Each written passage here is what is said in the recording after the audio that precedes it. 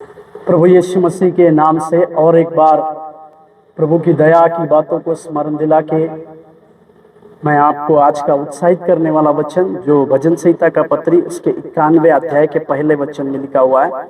भजन संहिता का पत्री उसके 91 अध्याय और उसके पहले वचन की ओर अपने ध्यान को आकर्षित करें। वहां पर लिखा हुआ है, जो परम प्रधान के छाए हुए स्थान में बैठा रहे वह सर्वशक्तिमान की छाया में ठिकाना पाएगा।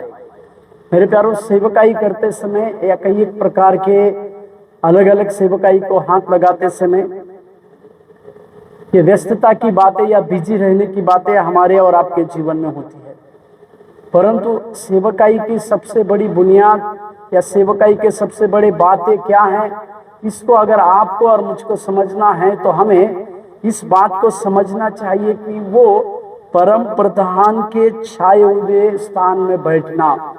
इस परम प्रधान के छाए हुए स्थान में बैठना मतलब परमेश्वर के नजदीकता में जाना, परमेश्वर को अपने जीवन में प्रथम स्थान देना, परमेश्वर की हुजूरी में अपने दिन की शुरुआत करना और परमेश्वर से कई प्रकार के रेवलेशन की बातों को, परमेश्वर के कई प्रकार के दर्शनों की बातों को प्राप्त कर कर आगे की ओर अपने जीवन को दौड़ना।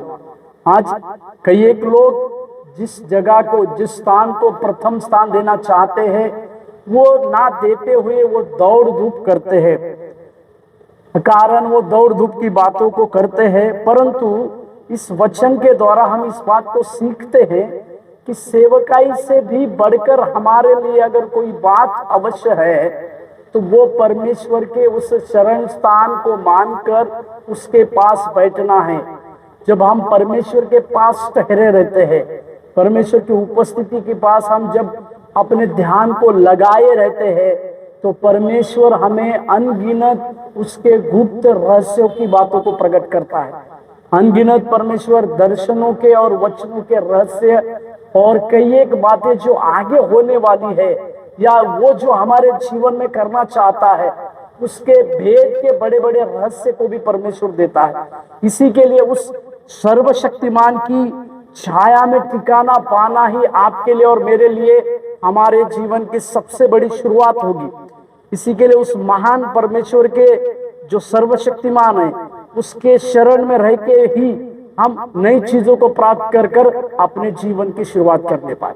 प्रभु आज के दिन हमारे जीवन में इस प्रकार का आशीष और अनुग्रह दे। धन्यवाद।